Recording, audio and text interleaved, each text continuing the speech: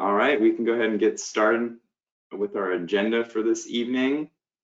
First item is just call to order and a roll call. So just for the record, let's just go around and state who we are, who's in attendance here, and what our role is. So my name is Tim Horst. I am the chair and a member at large.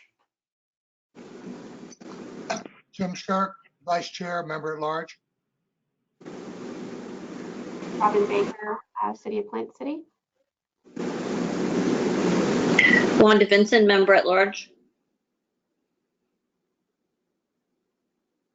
Peter Davitt, representing Temple Terrace. John Marsh. Jonathan Forbes. Oh, I'm sorry, go ahead. You go ahead. Okay, Jonathan Forbes, member at large. Katrina Corcoran, Planning Commission rep.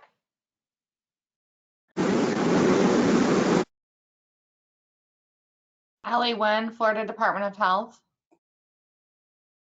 Linda Crescentini, Hillsborough Transit Authority. Chris Hillerhoff, Hillsborough County Community and Infrastructure Planning.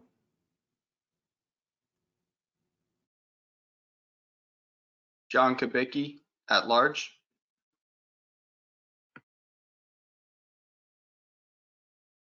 David Aylesworth, member at large.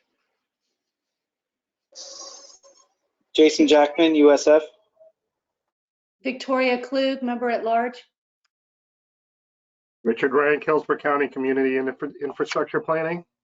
All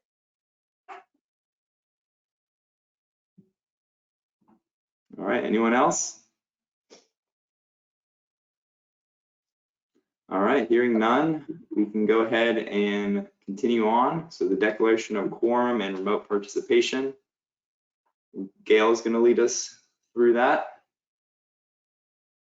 We do not have an in-person quorum tonight. This is a virtual meeting. And what was the other one? Remote participation. Yeah, so everybody is participating remotely today. Yeah, and just with that, I want to just emphasize, make sure to state your name before you go ahead and comment or speak, just for the record, that can be done accurately. All right, moving on. So next agenda item is public comment, and Wade said that we do have someone here to give us their comment. Good evening, everyone. Please nod if you can hear me. We can. Wonderful. I'm Christina Costa. I am following up this evening to thank you for listening to me and hearing the presentation that I made as a TB-CAT student to you last month. For those of you who do not know me, I'm also a member of the TPO's Citizens Advisory Committee. I'm a board member of Walk Bike Tampa. I'm also on the board of Bike Walk Tampa Bay, and I'm the principal and founder of Pedal Power Promoters. So I just wanted to take a moment this evening to thank you all for hearing me make my pitch for a bike boulevard or neighborhood greenway, whatever the city chooses to call these types of facilities. I presented last month about Morrison Avenue and provided a virtual bicycle tour of that. And I highlighted the intersection that is most troubling in the along the corridor, almost exactly in the middle, and that is the one at where Dale Mabry and Henderson Avenues intersect with Morrison Avenue. And I'm pleased to tell you that some dialogue has now begun, thanks to your support and the support of Livable Roadways, to engage in some pedestrian and bicycle crossing improvements there. I have personally offered to work with Fdot to do what would be called a walk audit there. And if that comes to fruition, I certainly will, through Wade, invite any and all of you who would like to participate. When I made my presentation, Sally had a really good question. She asked if there was any way to know whether or not people along Morrison Avenue would welcome this type of plan. And while no formal outreach has been conducted, I did take it, I took the opportunity to use the app called Nextdoor. I'm sure many of you are familiar with that app and use it in your own neighborhoods. And so I just did this very informal and light survey, but I thought you would find the results interesting. I posed the question, are you comfortable riding a bike on Morrison Avenue? I would like to see some bike-friendly improvements, and so I'm taking this pulse. And you can see that over a couple of weeks' time, 53 people took their a few minutes to respond, and I included choices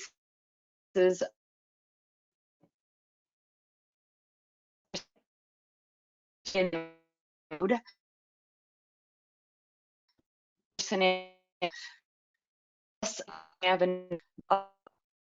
I do.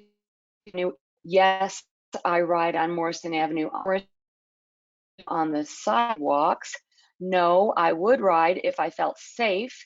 And then, of course, crazy to me that nearly 2/3 of the respondents indicated that they either are already using Morrison Avenue to bike on, and that more would, and others would if they felt safe. So I just wanted to share that with you. And before I depart, I'd like to give a shout out to Mary Lou Godfrey, because I know you guys are going to hear a great presentation from her.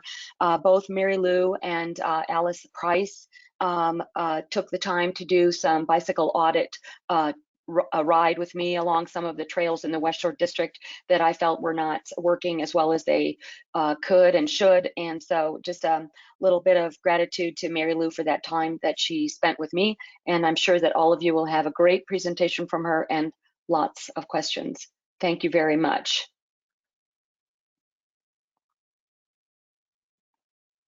Thank If you, anybody Christine, has questions for me. for the Yeah, update. okay. Thank you all very, very much. And thanks for the great question, Sally.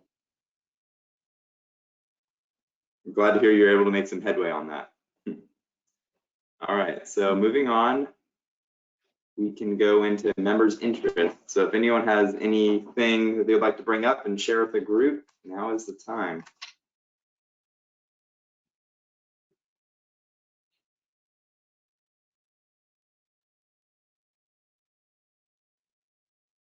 All right, hearing none.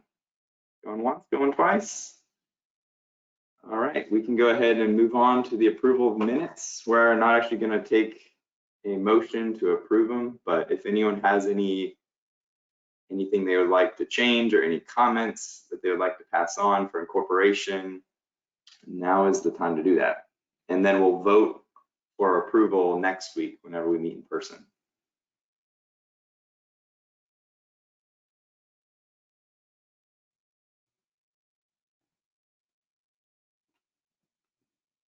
All right, hearing no voices, we can go ahead and move on to the next agenda item if no one has any comments there. So the next one is status reports. So first up, we have Mary Lou sharing with us the Fdot Westshore Interchange pedestrian and trail connections. Mary Lou, shall I make you the presenter? I also Claire is going to run Great. the presentation, and I'm going to talk, if that's okay. Perfect. Claire, you should be receiving a pop-up soon.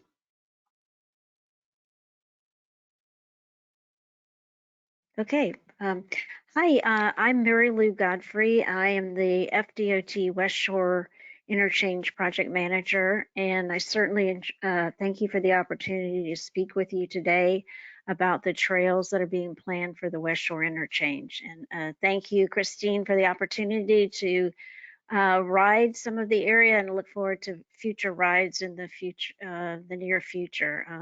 I've said this before, after that ride with Christine, I went and bought a bike. So that's just how much an influence she had on, and it was so much fun. So I'm finding more and more opportunities to utilize so that many of the trails that we have here in Hillsborough, and I haven't been to Pinellas or Pasco yet, but look forward to that in the future. So if you look at our map, we have this is just the planned for the Westshore Interchange. You can see the legend, what's existing, what's being proposed. Some of the options are by others, and you can also see the limited access right of way and the right of way that's limited access is interstate right of way, and then the right of way on city streets or even states have a different designation for right of way. But part of the what we are calling early works for the Westshore Interchange includes some connections from the Howard Franklin Bridge. As you know, there's going to be a shared use path on the Howard Franklin Bridge, and the Howard Franklin Bridge is expected to be completed by spring of 2025. And as it comes off of the causeway, we have a project, it's our seawall and our southbound State Road 275, and Claire is showing in the region. It will make a connection here, and it will also make a connection up to, we'll have a trail that will go up to Rio Street, up through Rio Street to Cypress Street. And then to the park, Cypress Point Park, and then the city of Tampa will make the connection to through the Cypress Point Park, and so that there will be another connection, as you can see, the 10-foot shared use path that we have on the intersection improvement of LaSalle and Cypress.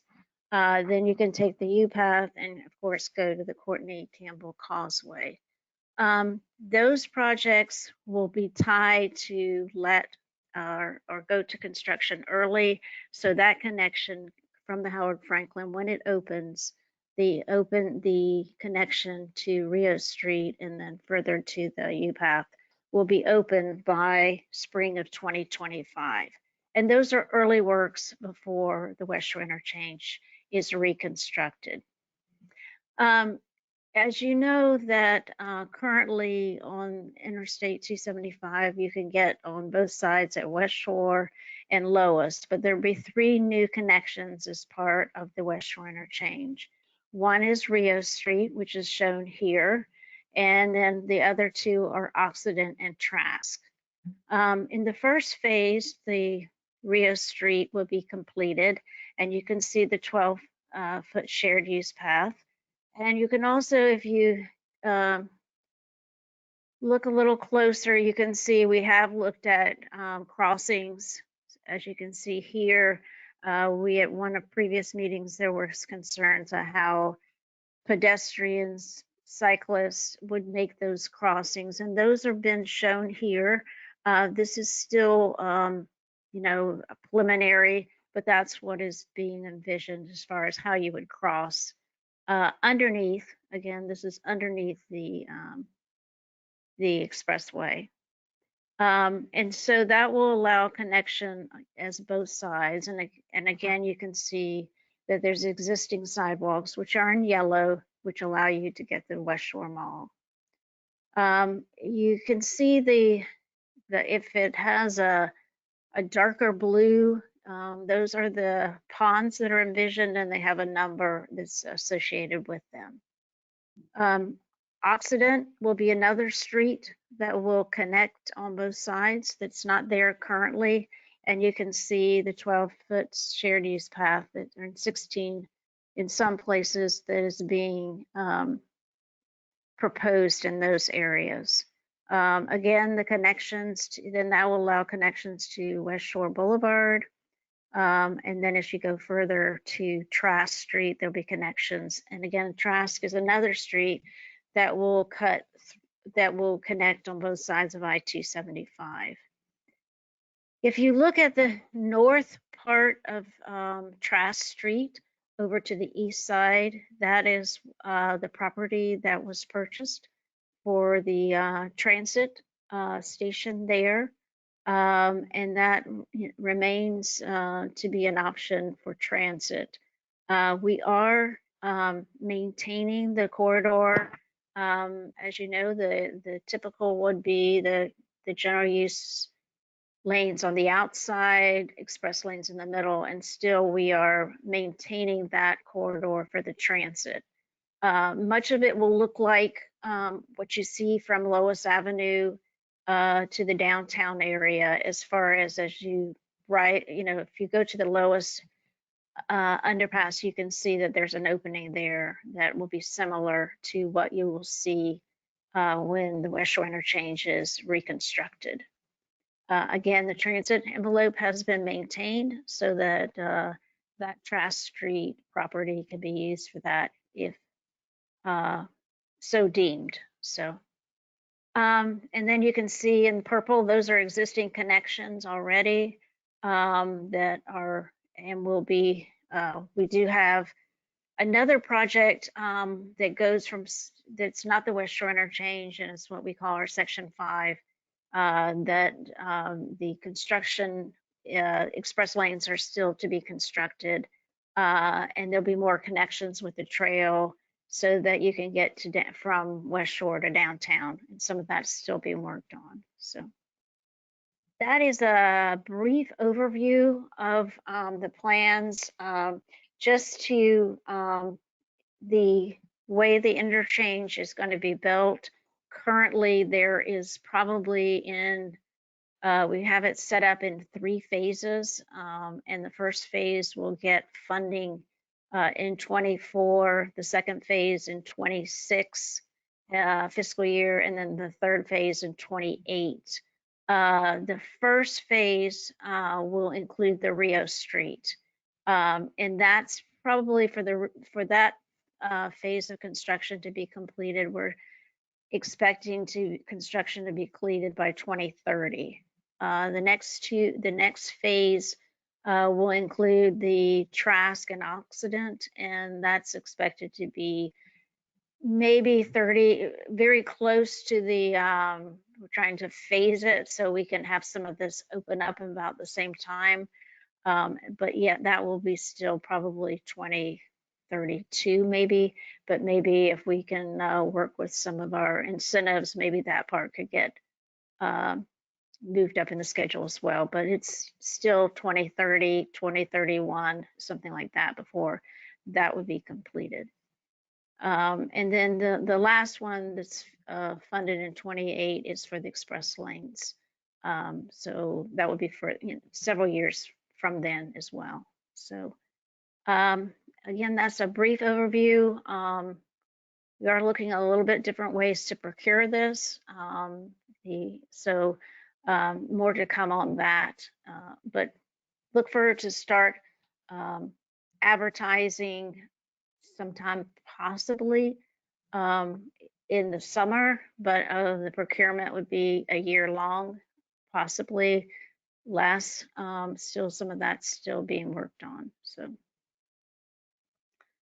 but certainly, you have our map. If there's any, comments or if we, need to make another trip to see, different items. We did get some great comments from Christine on the LaSalle Cypress, and we went back and re-looked at that because that's one of the early works projects that is letting this fiscal year. So we certainly do appreciate your input and the opportunity to speak with you this evening. And that's a brief overview. Okay, thank you, Mary Lou. Do we have any comments or questions for her? Hi, I had a question. This is Richard Rank from Hillsborough County. I guess it's a couple of years ago, and we were involved in just trying to strategize how to connect over there to Cypress Point. And at that point, I thought the discussion was that there was insufficient right-of-way for a separate shared use path. It looks like you've been able to do it, which is great. I was just wondering what may have changed from a couple of years ago to now, or were they able to do a survey and figure out that they could squeeze something in there after all? Well, there is right away being purchased on Rio Street to include the shared use path up to the park. Okay, all right, so right away has to be purchased in order to do it. Yeah. Mhm. Okay, thank you.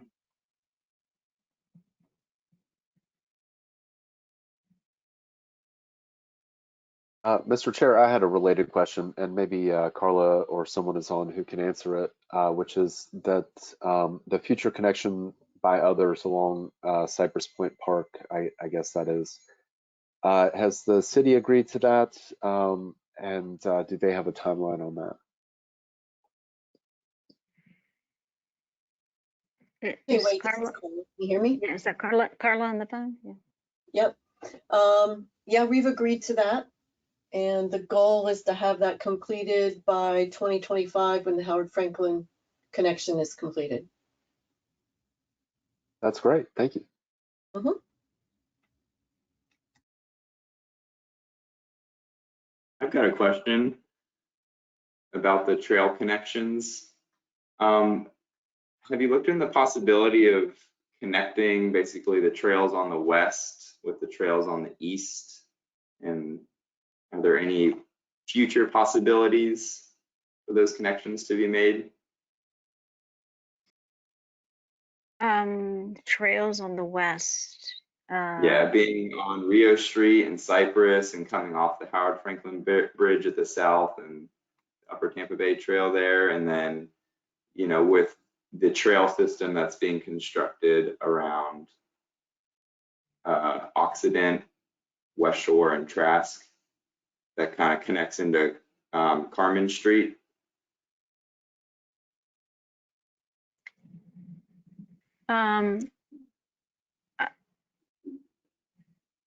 As you can, I'm not exactly sure where Carmen Street is. Oh, up there by Yeah, that's that existing one. Carmen Street, on the south side of 275. It's where the purple existing shared use path is. Oh, okay, down here. Okay, now I know.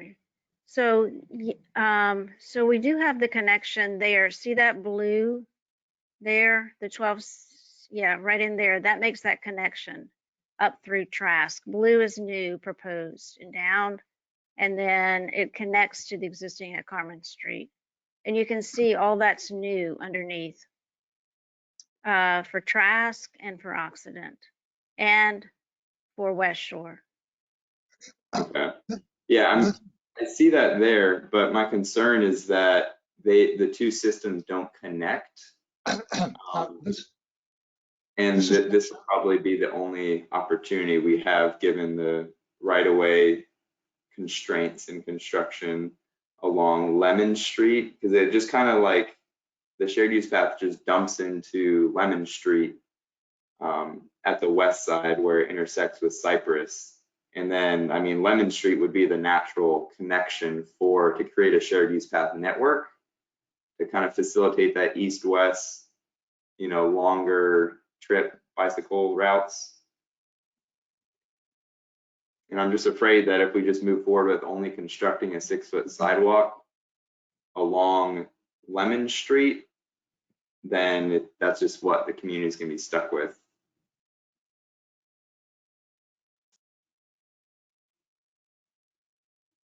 So has there been any consideration about, you know, constructing a shared use path either along, really you've got two options as I can see it here. You could make the connection on Lemon Street, or you could make the connection along Kennedy Boulevard down at the south where, you know, Rio Street, you know, intersects with Kennedy Boulevard. And that was one that I brought up at a previous meeting. I made a motion to include a shared use path.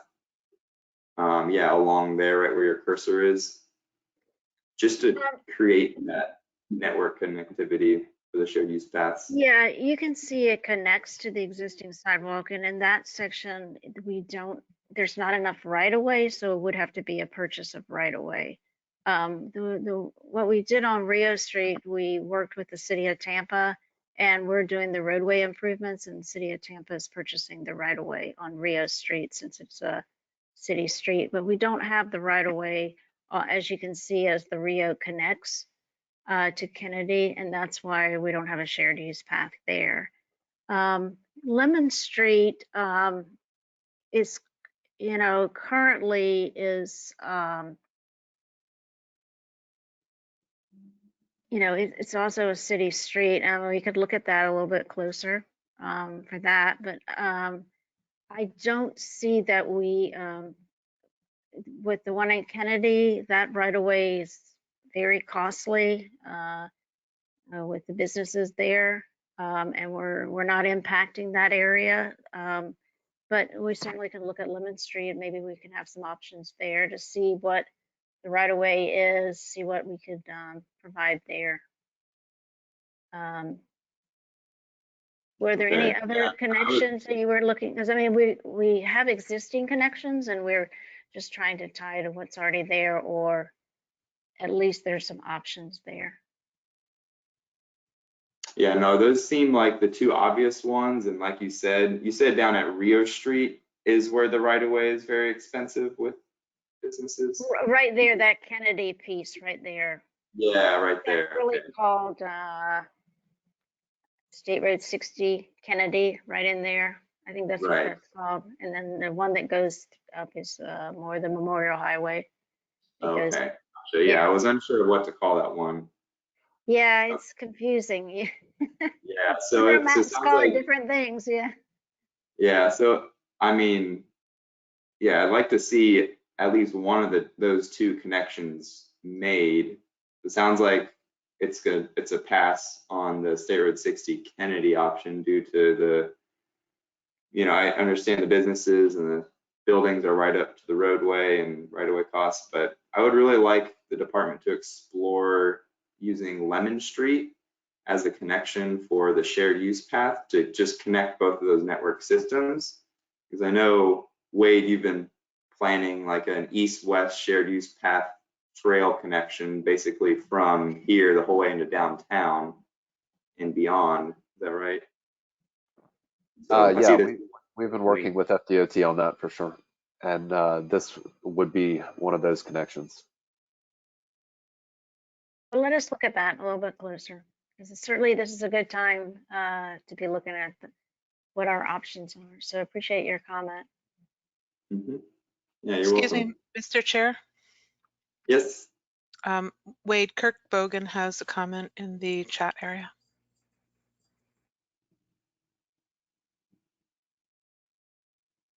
That those are that there are shared use lane markings, shared lane markings on Lemon Street currently. So not a separated facility, but there are shared lane markings there. Yeah, currently, yeah. So I want to double check that that's for the future as well. And then, I mean, just see what opportunities we have there. Yeah, thank you, Kurt. Any other questions or comments for Mary Lou?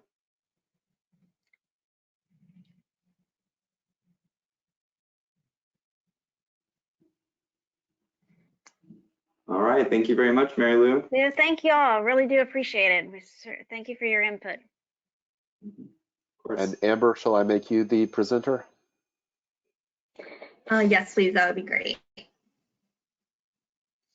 All right, up next we've got Amber with a presentation on the project development environmental study for US 301 from Fowler Avenue to State Road 56. Amber, you have the floor. All right, thank you so much. Good evening, everyone.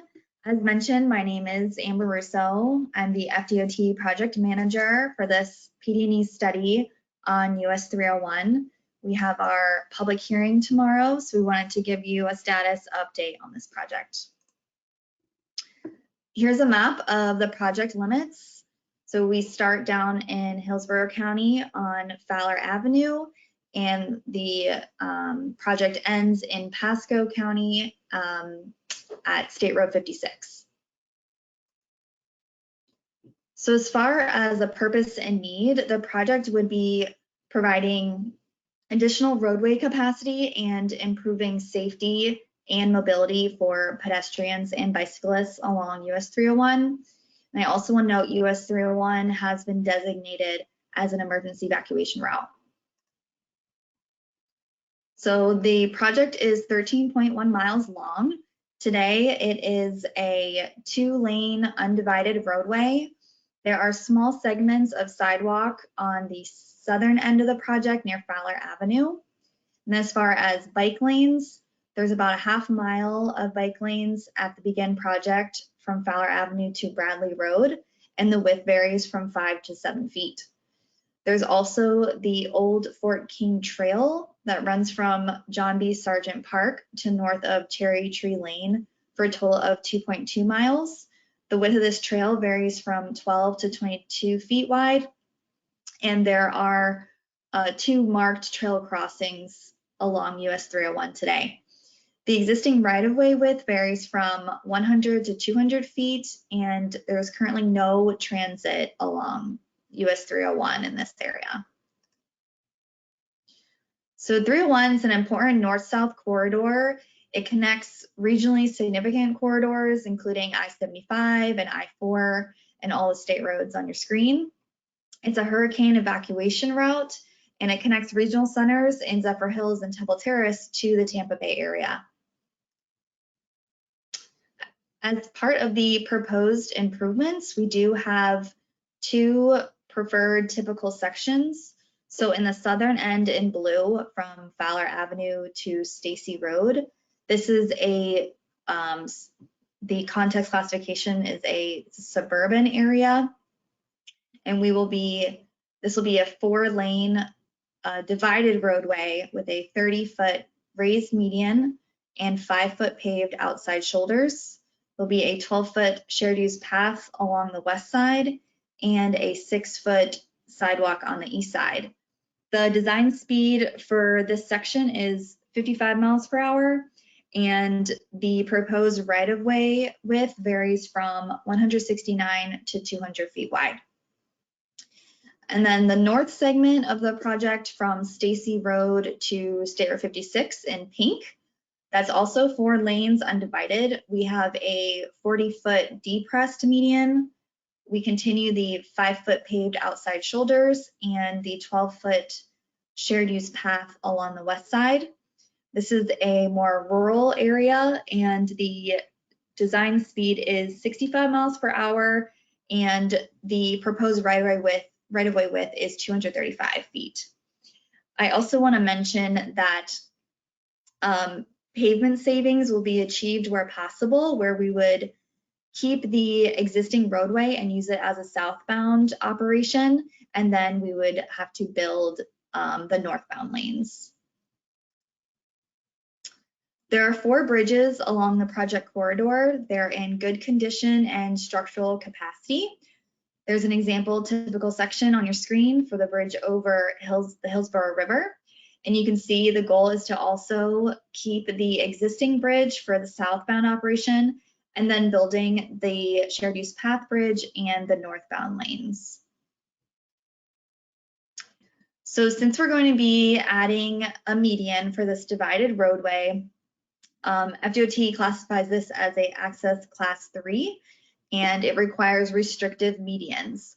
So based on the allowable spacing, we are proposing 15 full median openings and 11 directional median openings. So since we are widening the roadway and we're adding pavement, we have to propose 8 off-site floodplain compensation sites and 13 stormwater management facilities, which total to an additional about 106 acres of proposed right-of-way that would be required for these facilities. And on your screen here is an example basin map that you can find in our pond siting report. So as part of the PD&E, we look at all the environmental effects, including impacts on the natural and cultural resources, as well as on the social and physical environment. The estimated project cost, including design, right-of-way, CEI, and construction, totals to just under $200 million. Federal funds are not currently planned for this project, so we are developing a state environmental impact report, or SEER. And I also want to mention, as far as the LRTPs in Hillsborough and Pasco, this project is not in your cost feasible plan, but it is identified in the 2045 needs plan. The study began in May 2015, and tomorrow is our public hearing. We are gathering all public and stakeholder input, and the goal is to take that into consideration and make any needed changes, and hopefully have study approval by this summer. Design is also underway, but right-of-way acquisition and construction are not currently funded. So like I said, the public hearing is tomorrow evening from 5:30 to 7:30. It will be held at FDOT's District 7 headquarters in Tampa on McKinley Drive. If you can't make it in person, you can also attend virtually via GoToWebinar, and you just have to make sure you register beforehand on the project website. And I've included the website here. We also have all the project documents and all display materials that will be shown tomorrow at the hearing. And also that is my contact information in case anyone needs to get in touch with me. So thank you. Thank you, Amber. Do you have any comments or questions for her? Peter Davitt, Temple Terrace. Can you hear me? Yep, go ahead, Peter. All right, cool. So I live in Temple Terrace, obviously, as the rep. I'm a bike rider in Temple Terrace. I've ridden this stretch on my bike. Probably something that maybe one or two other people in this virtual room could attest that they've done it as well. I'm excited by what you've proposed here. My question goes to a couple things. One, there was a slide that says that no federal money was going to be used. Is there a reason for that? My concern is that this is beautiful, but, you know, in my lifetime, it's a question because, you know, 200 million is not small change. Yeah, I understand. I think Kirk Bogan can answer that policy question a little bit better than I can. Are you still on, Kirk? Yes, I'm here. Hey. Yes, currently the projects are not shown within the cost feasible plans for either Hillsborough or Pasco. And so that would be needed before we could approve a federal document.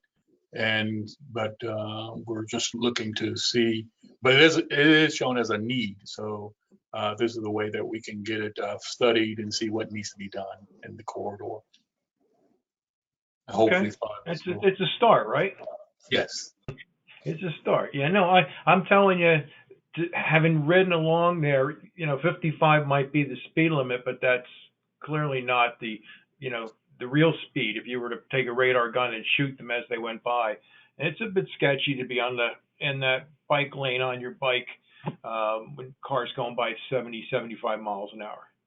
You know, you just have to have steady nerves and look the other way and I hope everybody's not playing with their phones. So, you know, I'm excited to see this. This will be great. And I might add that this is a high crash corridor, and that we do have a lot of crashes along the corridor, a lot of head-on. For sure. Probably a lot of head-ons and left turns, motorcycles and stuff like that. People turning in people's paths. Absolutely. Yeah. And I would agree with the lower stretch below Stacy that you have the sidewalk. I could see that is useful. The rest of it is very rural.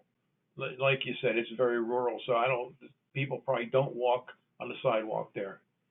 You know, there's nowhere to go. You know, you're just going to go walk for miles and miles before you there's no gas stations. There's no, you know, little stores. There's no restaurants. It's rural. So, yeah, that's cool.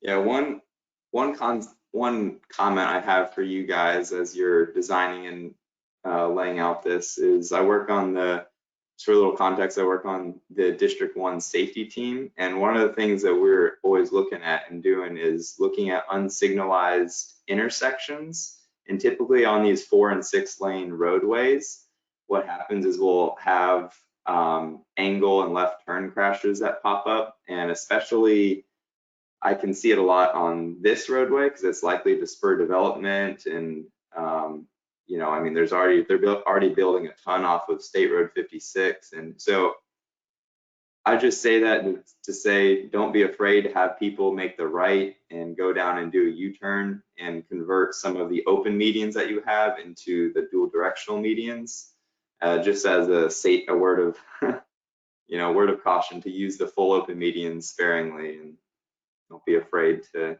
do dual directionals and force people to do U-turns on roadways like this. So anyone else? Does anyone else have any comments for them? Yeah, I do. This is Jonathan Forbes, member at large. So the public information session is at the DOT office on McKinley. What kind of response are you guys expecting? Being that this location is extremely rural, off of 301 all the way from out there in the country, to have people come down to McKinley. Would it not make more sense to do something local in the area, since we're focusing on the walkability and rideability for those that may actually use it? I'll try and tackle that if you, this is Kirk Bogan again. The reason that this site was chosen is that we have to have a facility that meets ADA, and that's try get one that's close to the project. And we can't meet in schools because of the Jessica Lunsford Act, and also churches are also will be one of our last resorts at this moment. And so we were trying to look at a public facility that was near the project, and this one was near the southern end. And it was here in our facilities. There's not a lot of facilities along the corridor. All right, thank you, Kirk. Good to know. Thank you. Yeah, I just want to add, since we also added the virtual component, we need audio and visual technology needs are pretty high. So we did look at many venues along the corridor, but like, as you said, it's pretty rural. So our headquarters ended up being the best option. I can't remember last time we had a hearing there, but it worked for this one. Hello, this is Chris Fowler with Hillsborough County. I did have a question in that the road's kind of diagonal, so which way is north or south or east or west of the road's a little confusing. The shared use path is proposed for the west side of the road, which is, I guess, also the north side of the road, or adjacent to the southbound lanes. Is that correct? Yeah, adjacent to the southbound, so on the west side of the road. Yeah. Okay, and so through the portion that already has the existing Old Fort King Trail, we would then be building a shared use path opposite that existing trail. The portion that the trail is in, so right now it jumps from the east to the west side, but we would be proposing to keep the trail all on one side, so then we don't have to worry about safety with the marked crossings. And then through the southern section, we would have that sidewalk on the east side, but in the rural section, we would not have a facility.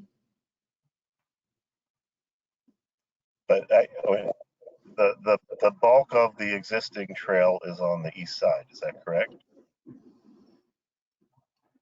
I mean, it connects to the park after it crosses it starts at the park, goes a short distance and crosses the road, and then runs a considerable distance along the old railroad grade, and then crosses back to go into the unpaved section in the park, but the bulk of it is on the east side, I believe. Is that correct?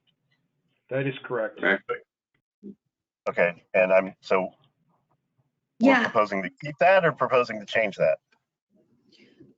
Bob, if Bob Fink is on the line, do you have the concept plans up or the roll plot? I think it would be easier to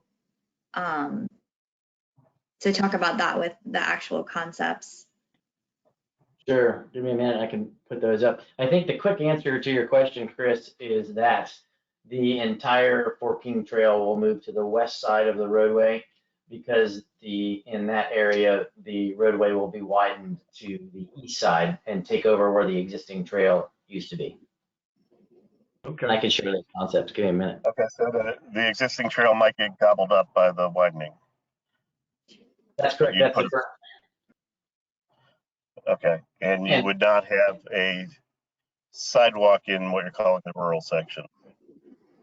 That's correct. Only the earthwork there that you see on the typical section. Okay. Chris, it's Peter Davitt. That the end of that section at Stacy Road is where the John Sargent Park is. Right. So it would be from there south to wherever on Fowler or down that way that they start. And right, so the sidewalk would be going south from there, but the area where the existing trail is would have a trail on the opposite side of where it is now, and nothing on the other side is the proposal. That's correct. Okay. And the main reason for moving the trail to the west side was to eliminate the 2 trail crossings that are currently I used. understand. Yeah, that's and it's not going to be just sitting there either. It's going to be consumed by the widening of the road. So it's not like we will have an abandoned trail. We will be converting that property into roadway, I guess, is what Correct. is. Okay. I was just trying to picture 2 trails out there or 1 or what. Okay.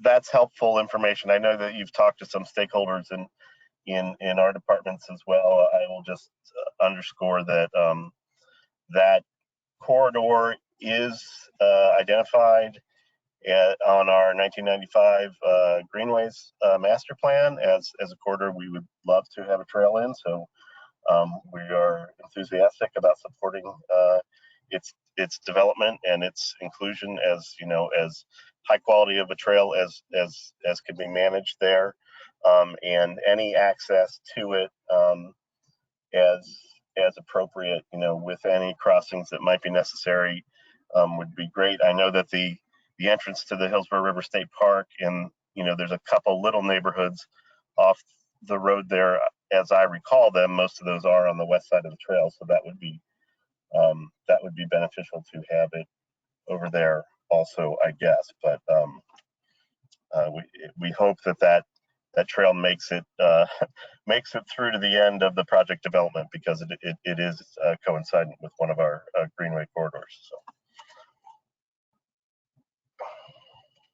Thank you. This is Jonathan Forbes again, member at large. So thanks for clarifying that, so that the riding trail is going to be on the west side. Is there any consideration, and I realize this is an Fdot type of project, to incorporate some of that trail once the Hillsborough River State Park is reached, to bring that trail through the park from an aesthetic perspective in the future development? Just something to consider.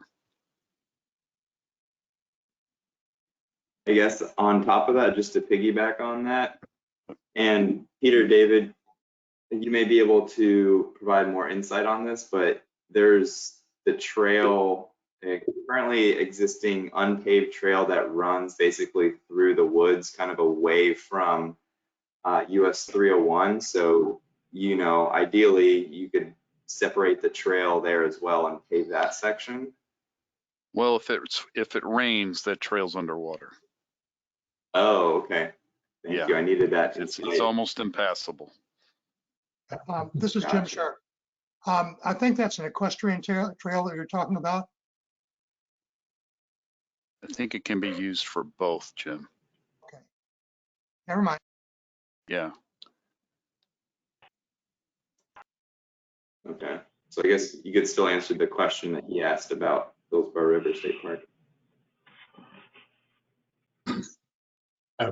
Yeah, we would coordinate with the state park if they want to connect with the trail. We would definitely provide for that connection. All right, thank you. Thank you for that response.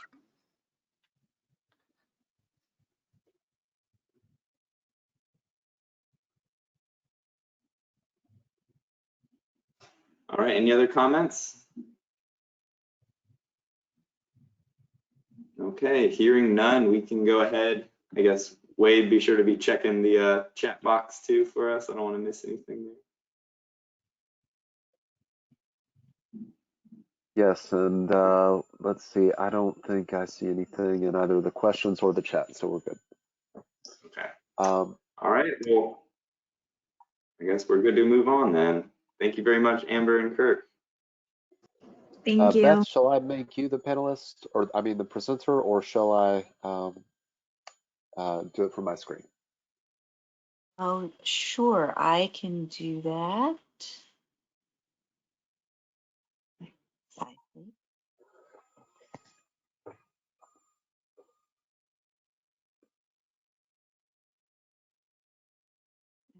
probably in the wrong space. Should be under sharing. Did it share now? We're seeing your other screen. Oh, really? There it is. There it is. Okay. Okay. Well, it's nice to see you all this evening. I am going to be doing a quick refresher on some of the financial planning that went into the last long-range plan because of the current discussion about putting a transportation sales surtax back on the ballot. That was discussed by the county commissioners at their meeting this morning, and they will be considering taking some action on the 6th of April, and then holding a hearing about placing a referendum on the ballot, presumably. We've gotten a number of questions about, you know, how does this fit in? Does this really make sense? And some of you have seen a lot of this material before because you were here for the long-range transportation plan update. Some of you are new. And so this is just kind of an overview of the two different financial scenarios that were in the long-range transportation plan. So, you know, one of the things that's required for long-range transportation plans is that they have to be cost feasible, but they can look at different financial scenarios. Just, you know, again, as background for those folks to whom this may be new, long-range transportation plans are designed to address future growth and to be consistent with the comprehensive plans of the local governments to accommodate that growth. And they involve a lot of technical analysis as well as public engagement. The public engagement that we did for our last major plan update happens every 5 years. Our last public engagement, we had our largest survey response ever with more than 5,000 participants, most of them being residents of our county, the vast majority. A lot of interest in mass transit and multimodal projects. Part of our technical analysis is forecasting out what funds will be available to address our community's needs for all modes of transportation. And so we're looking at every, you know, we're turning over all the seat cushions. We're looking at the federal grants, including those that come to this area by formula, as well as discretionary grants, state funding, funding at the local level, you know, including funding for specific local agencies like HART, with having its own property tax. So pulling all of those things together, looking at course of what they can be spent on, and then where there are some opportunities to fund priorities, trying to match those things up. So our last long range plan was primarily a performance-based plan, and what that means is it did not pick specific projects. It instead set aside chunks of funding to achieve certain performance goals by the end of the 20 years. And so 4 of these 5 icons you see on the screen, those are all performance-based planning categories. The 5th one, the major investments for economic development, those are the projects that we are required under federal rules to itemize specifically. So those are road widening projects and extensions and fixed guideway transit projects. Everything else can be grouped into categories, and we group them by how they might make a difference in moving the needle on performance measures. And we looked at that both with and without the surtax, and so that's why I'm really kind of going through this refresher right now. It's just to bring back the research that we did a couple of years ago about what do those performance measures look like with and without the surtax. These 2 arcs illustrate the magnitude of the funding available with and without the surtax. The one on the left shows that the majority of the funding would be available for the state highway system and the strategic intermodal system. And that's in part because the state gas tax is indexed to inflation. The surtax would be able to fill in some of the gaps.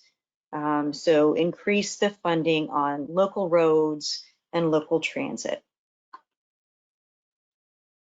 The surtax that was voted on back in 2018 had set-asides for these different categories that were very similar to what was in the long-range transportation plan adopted back in 2014.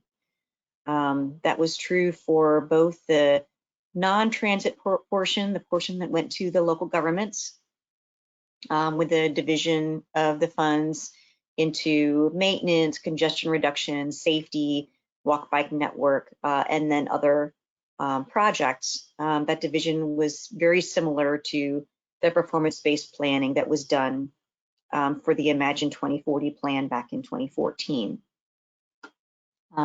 That's similar on the transit portion of the surtax as well. And I've mentioned performance measures several times, so that this slide illustrates some of the performance outcomes that can be achieved, or that we estimated could be achieved over 20 years with the surtax that was approved in 2018. And so in state of good repair, we're looking at road resurfacing, we're looking at bridge rehabs, we're looking at bus breakdowns. In Vision Zero, we're looking at crash reduction. In smart cities, we're looking at travel time reliability. And you can think of that as like, how often does your app that tells you the shortest path to drive to your destination, how often does that app tell you that that road segment is red, congested at peak hour?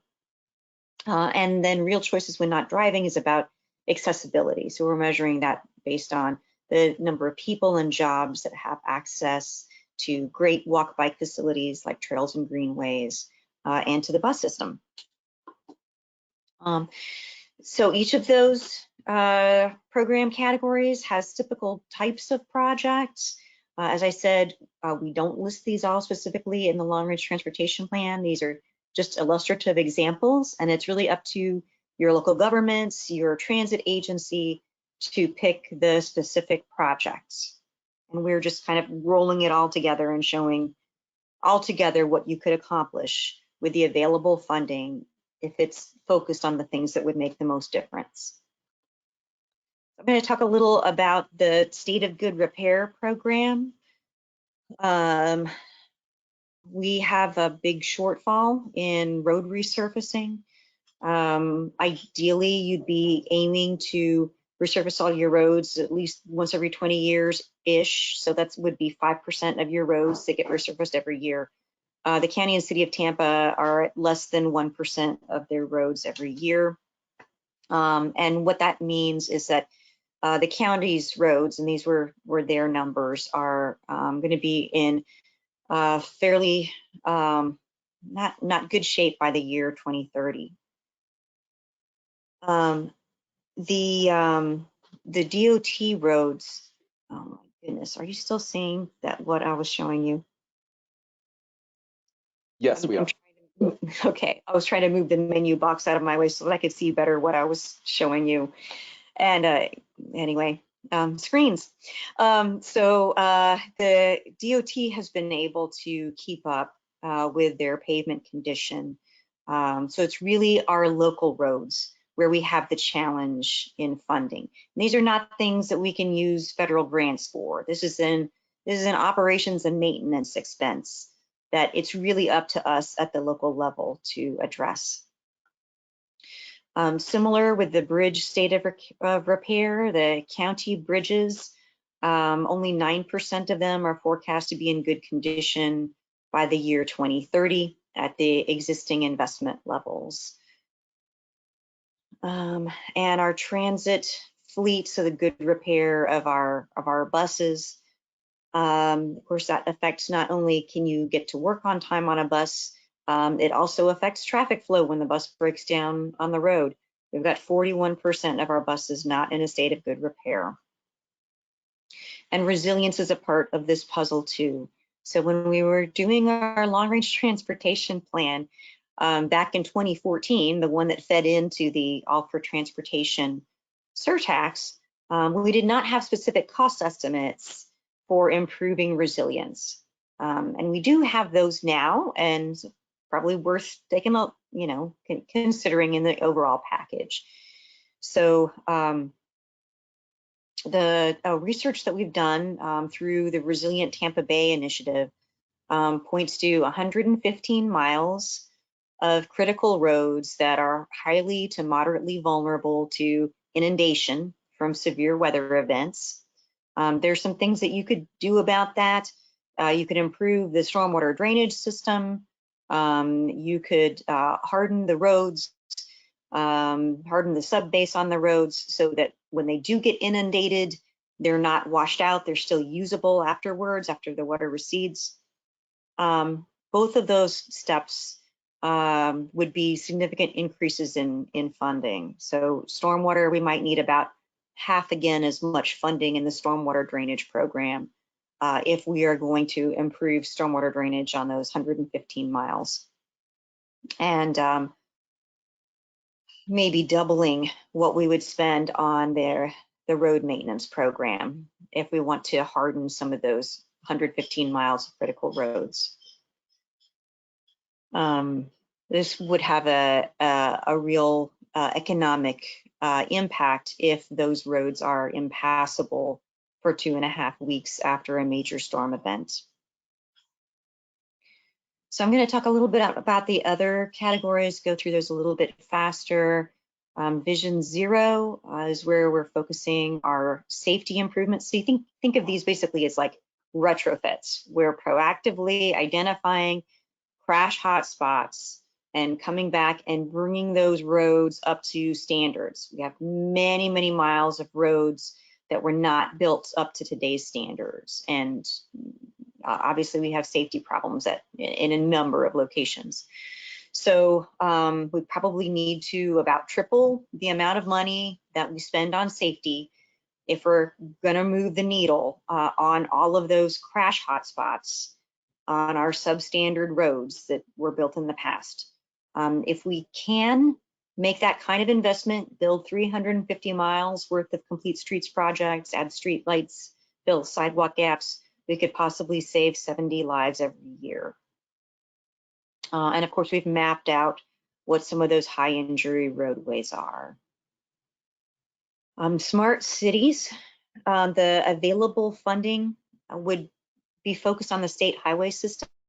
If we do not have the surtax available, with the surtax, we could make improvements on county roads as well. And those improvements would be, or are intended to be very targeted. So upgraded traffic signal systems, turn lanes at specific intersections, that kind of thing. So very targeted, focus on bottlenecks, spread the benefit around to as many locations as possible. We think we can improve travel time reliability 30% with the surtax.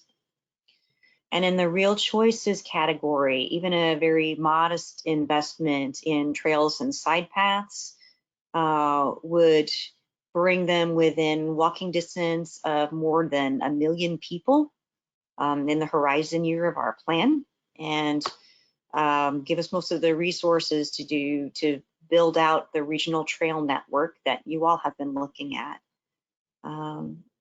The bus system, we have a very modest bus system, looking at about 300 miles of roads with somewhat frequent service or better. With the surtax, that could be expanded to nearly 800 miles of roads, putting that really good service near about half of people and jobs, and the somewhat frequent service would go even farther. This would make a big difference in terms of our economic prosperity for everyone. So the USF MUMA College of Business identified 2 big obstacles to our region's prosperity. One was low educational attainment, and the other one was the really meager bus service. And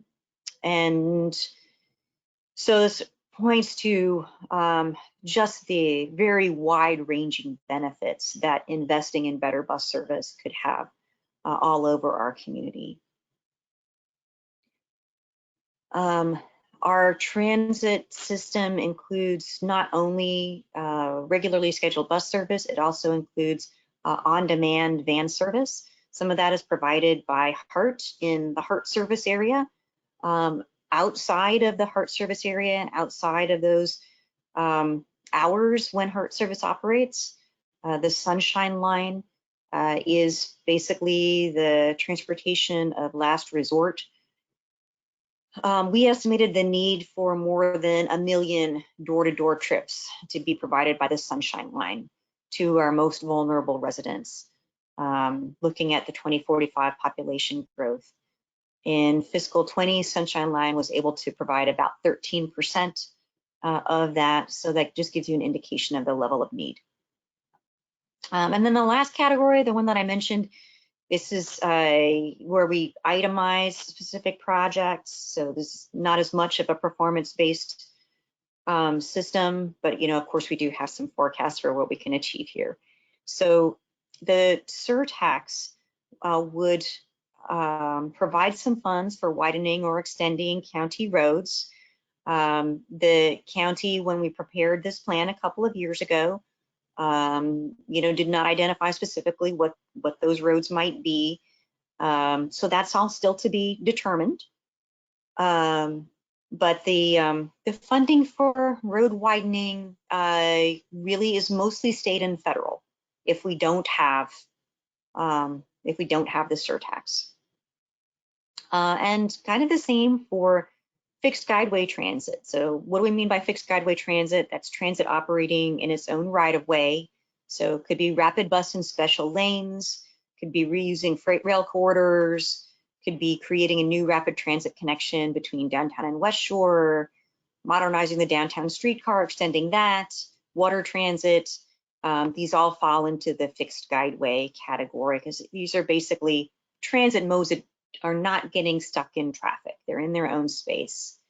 So the surtax would not only have provided direct funding to these, it would also have been an opportunity to match federal grants. And if we did have that local match for federal grants and state grants, we could probably construct several of those fixed guideway projects that I highlighted on the last screen. You know, how many, how fast depends a little bit on our success in winning those grants. But we're in really good shape there because a lot of planning work has already been done. And we have a lot of really great projects on the table, both rubber tire, steel wheel, lots of different technologies, lots of different options. We just don't have the ability to move forward with any of them at this point because our transit system is so underfunded. And so that brings us to the end of my presentation of, you know, of course, the TPO doesn't actually build any of these things. We're just doing the planning for it, the performance monitoring for it, laying the groundwork, supporting our partners with feasibility studies and cost estimates, and trying to get the funding pipeline lined up for those high priority projects.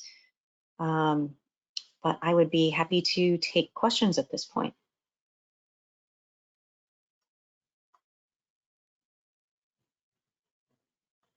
Anyone have questions for Beth?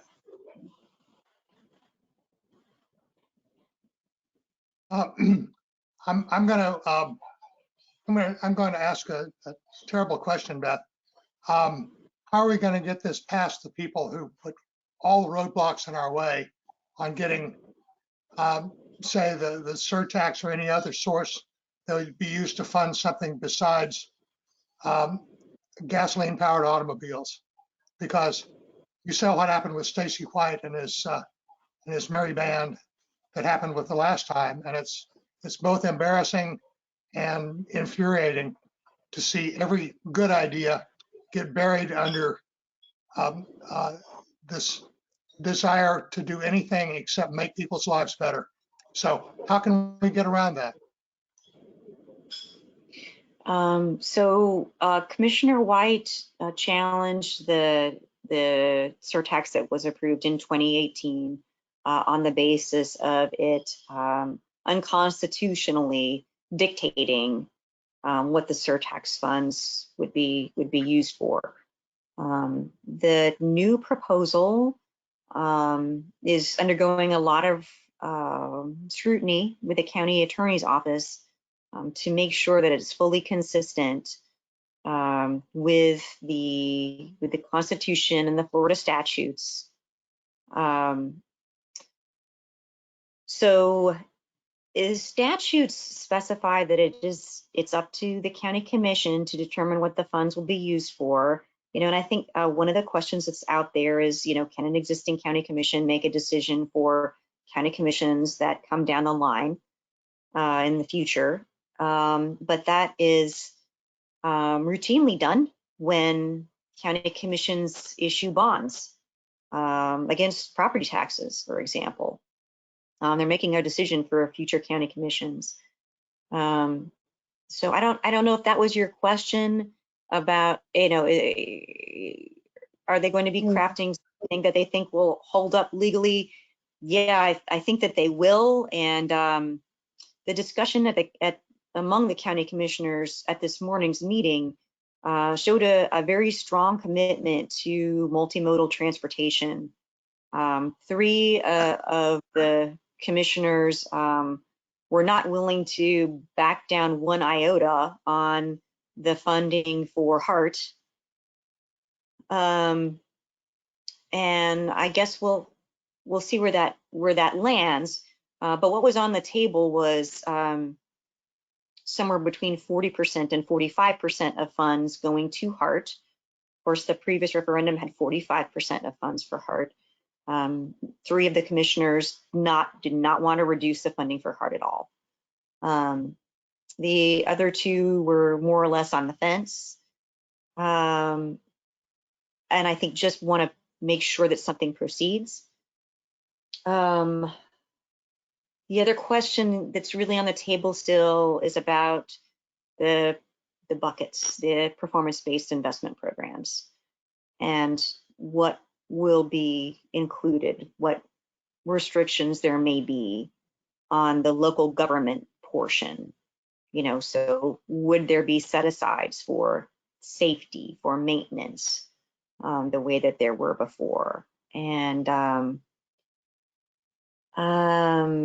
I think that there is several of the commissioners this morning spoke in favor of having those categories as a way to show accountability to the voters and to show consistency with a thorough and multimodal planning process, a well-vetted planning process. I think that was maybe 3 of the commissioners that were pretty strong on having those set-asides. I'm not sure how the others are going to come in, and all of this could have evolved still over the next couple of weeks. Okay. I think the county has been trying hard to make the case that it needs more funding for maintenance, and that's not a totally unreasonable request. I mean, as I mentioned, you know, the resilience cost estimates that we've generated weren't really factored in to the old referendum. And that's a bigger and bigger concern. Yeah, so how does this turn out? I don't know. I'm sure hoping that we see a set aside specifically for safety. I don't know that we can move the needle on safety the way that it needs to be moved if the safety investments only happen when a local agency is out doing some other kind of project. Okay, thank you, Beth. I'm just so tired of having state government yank the football out just as we try to kick it. So, thank you. Yeah, Beth, I got a question for you. It should just be real quick. What would you say is like how likely that we're going to see a referendum on this ballot upcoming in November? Based on the conversation this morning, I would speculate the chances are good because the differences between the commissioners were not very large. You know, so they're talking about, is it 40% or 45% for transit? You know, and then are there 3 categories of funds or 5 for the local agencies? So in looking at the categories of funds, one of the categories that was proposed by Commissioner Myers, I think with the assistance of county staff, one of those categories would group together maintenance, traffic operations, and safety. You know, which is one way of implementing that. And you know, and maybe that's fine. Maybe that will all work out just fine. Yeah, I'll tell you that it's harder for us to forecast the performance outcomes if there isn't a specific set aside for safety to address the high injury areas. But I'm optimistic that there is going to be something on the ballot because it seemed like there was pretty strong support from the commissioners, from a majority of the commissioners, to put something on the ballot. They felt urgently about it, and their differences were not that large. Okay, well, that's good to hear. I'm glad to hear that it can come from the commissioners this time, because that's why it had to be circumvented last time, is because there wasn't that political will there. So it's good to hear. All right, anyone else?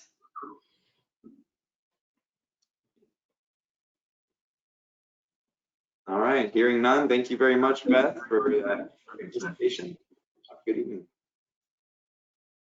All right, Wade, so I guess we don't have any old business or new business.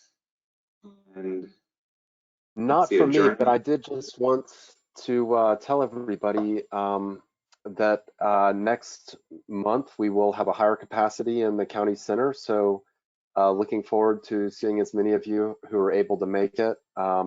We will still be continuing, of course, to have a virtual option.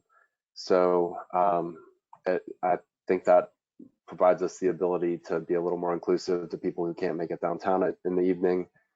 And anyway, just looking forward to see everybody. And we will also have the ability to take audience comments up to, I believe, 17 people in the room, but I wouldn't expect that we'll be running up against that.